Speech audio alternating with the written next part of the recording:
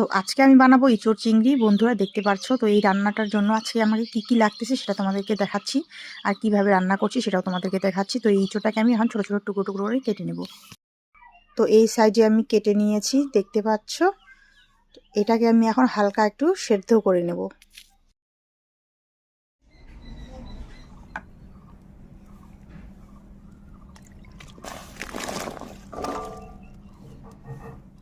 এর মধ্যে দিয়ে দেবো একটু লবণ আর দিয়ে দেবো একটু হলুদ।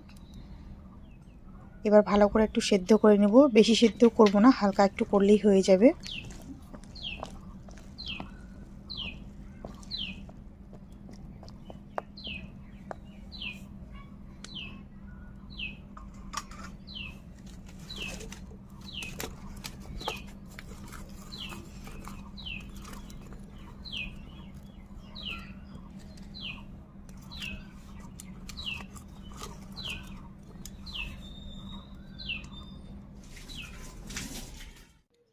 এদিকে একটা বড় সাইজের আলু কেটে নিয়েছি বড় বড় টুকরো টুকরো করে, আর এদিকে চিংড়ি মাছ নিয়েছি।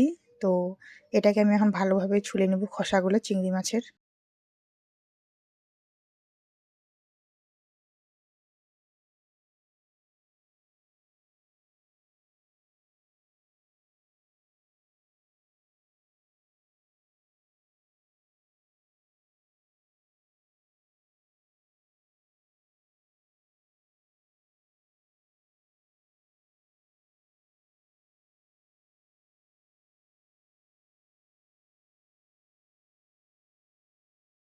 চিংড়ি মাছগুলোকে ভালো করে পরিষ্কার করে ধুয়ে নিয়েছি।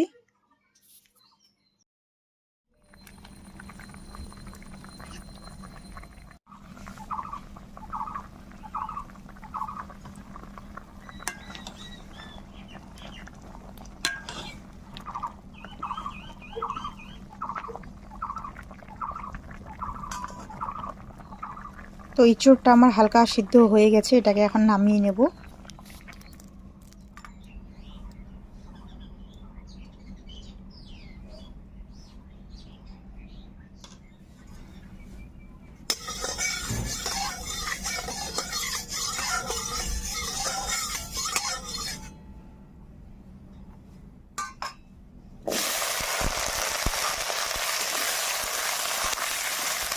যেই আলুটা আমি কেটে রেখেছি সেই আলুটা আমি দিয়ে দিলাম, আর হালকা এর মধ্যে লবণ হলুদ দিয়ে দিলাম, দিয়ে ভালোভাবে ভেজে নেব। এটাকে ইঁচড়ের মধ্যে দিয়ে দেবো সেই জন্য।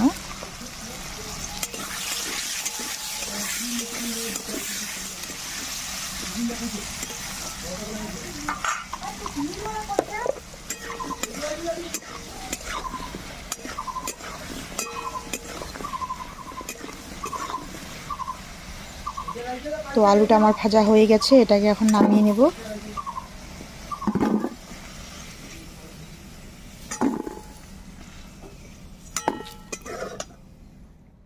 এবার এঁচড়টা দিয়ে দিব, ভালো করে একটু ভেজে নেব।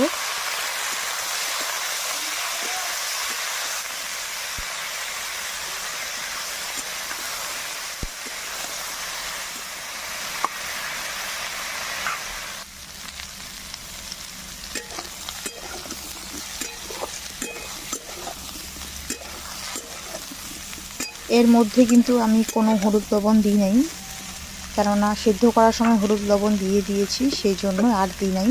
তো আমার ভাজা হয়ে গেছে, এঁচড়টা নামিয়ে নেব। এবার চিংড়িটা দিয়ে দেব, চিংড়িটা দিয়ে হালকা একটু হলুদ লবণ দিয়ে দিব, আর হালকা তেলে এটা ভাজতে হবে। আর কয়েক সেকেন্ড, শুধু 10-15 সেকেন্ড, বেশি না। বেশি ভাজলে শক্ত হয়ে যাবে চিংড়িটা, সেই জন্য।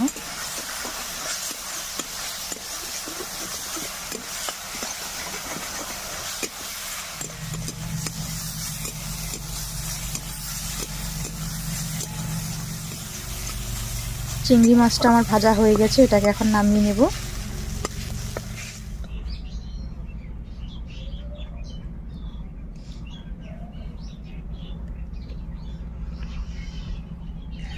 এবার দিয়ে দিব পেঁয়াজ, দিয়ে ভালোভাবে একটু নাড়াচাড়া করে নেব পেঁয়াজটাকে। এর মধ্যে দিয়ে দেবো একটু লবণ,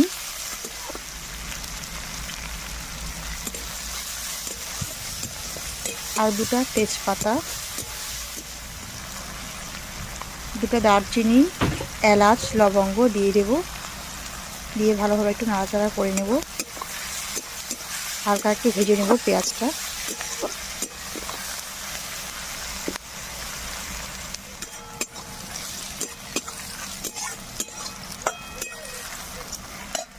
পেঁয়াজটা হালকা ভাজা হয়ে গেছে, এর মধ্যে একটা টমেটো কেটে রেখেছি, সেই টমেটো দিয়ে দিলাম ছোট সাইজের, দিয়ে ভালো করে নাড়াচাড়া করে নেব।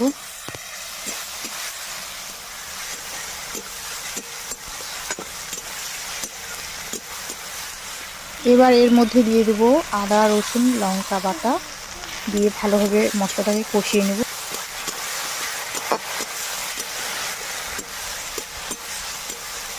এবার হালকা একটু জল দিয়ে দেব মশলাটার মধ্যে, দিয়ে ভালোভাবে আবারও কষিয়ে নেব।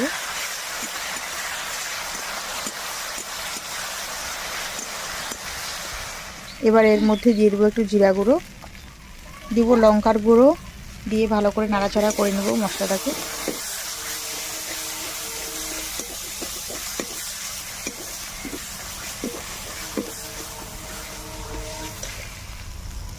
এবার এর মধ্যে সেই ভেজে রাখা এঁচড় দিয়ে দেব, আর যে আলুটা ভেজে রেখেছিলাম সেই আলুটাও দিয়ে দেব, দিয়ে ভালোভাবে একটু নাড়াচাড়া করে নেব সব কিছুকে।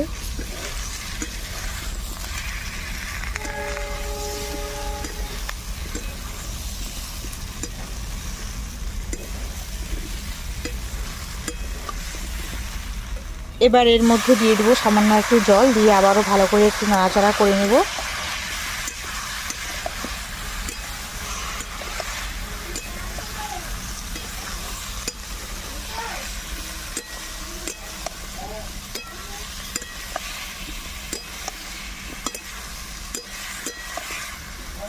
এবার দিয়ে দেব একটু চিনি,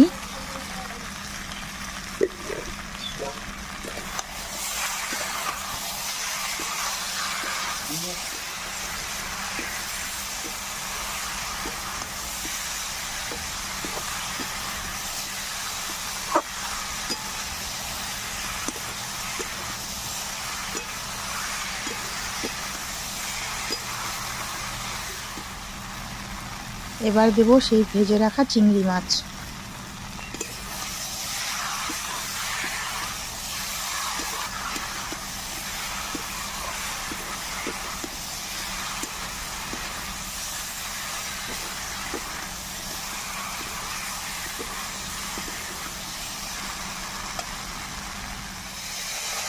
এবার দিয়ে দেবো একটু জল,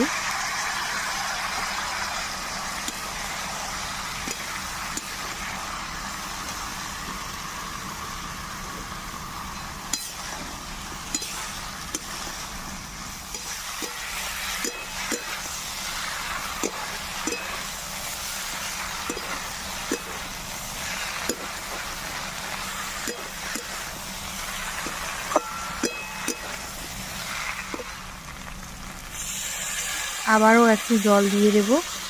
আর এটা এইভাবেই রান্না করতে হয়, একটু জল দিয়ে দিয়ে, তাহলে একটু টেস্টটা বেশি হয়। একটু করে জল দিয়ে কষাইতে হয় ভালো করে।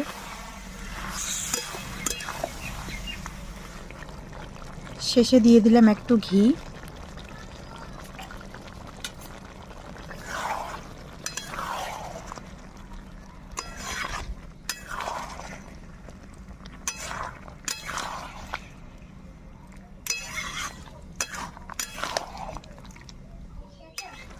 তো এবার দিয়ে দেব একটু গরম মশলার গুঁড়ো।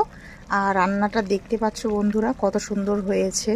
আমি নিজে রান্না করে নিজেই বলতেছি অনেক সুন্দর হয়েছে, আর এটা খেতেও অনেক টেস্টি। এইভাবে রান্না করলে সবাই ইঁচড় খাবে, যারা খায় না তারাও খাবে। তো আমার রান্না কমপ্লিট হয়ে গেছে দেখতেই পাচ্ছ। এবার এটাকে নামিয়ে নেব। তো আমার রান্না কেমন হয়েছে না হয়েছে বন্ধুরা অবশ্যই কমেন্ট করে বলবে। ভালো লাগলে অবশ্যই একটা লাইক দিবে আর পাশে থাকবে। তো দেখতে পাচ্ছ কত সুন্দর হয়েছে। তো কে কে খাবে চলে আসো আমাদের বাড়িতে ইঁচড় চিংড়ি। আজকের জন্য এতটুকুই ভিডিও, দেখা হচ্ছে পরবর্তী ভিডিওতে।